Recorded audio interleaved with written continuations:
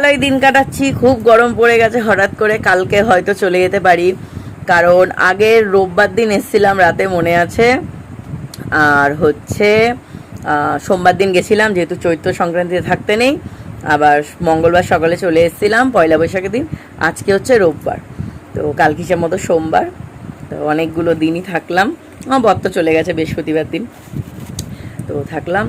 আমি কালকে চলে যাবো, মনে হয় নিতে আসবে, হয়তো আজকে রাত্রে আসতে পারে।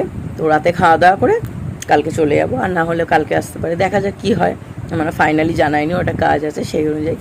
তো মা এখানে আটকড়াই দিয়ে দিয়েছে। সন্ধ্যাবেলা কি খাবো, গরমের মধ্যে হালকা এই আটকড়াই খাচ্ছি, আর গরম করে একটু পেঁয়াজি করে দিয়েছে, পেঁয়াজি খাচ্ছি।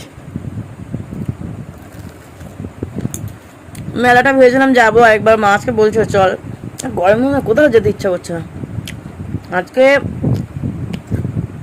সকালবেলা সকাল সকাল স্নান করতে হয়, গোপালকে দিই, তবে মা কদিন দিয়েছে, যেহেতু মারও পুজো থাকে একেবারে অনেক সকালে ওঠো তো মা, ভোর 5:30, গোপালকে দিয়ে দিয়েছে। তারপর আমি আজকে দিয়েছি, স্নান করেছি, আবার দুপুরবেলা খেয়ে না উঠতে উঠতে স্নান, মানে আবার স্নান করতে হয়, পুরো চুবে গেছি। ড্রেসটা ছাড়লাম, দিনের মধ্যে 4 বাজার ড্রেস ছাড়তে হচ্ছে, এতটা গরম পড়েছে। তো খাই এটা বসে,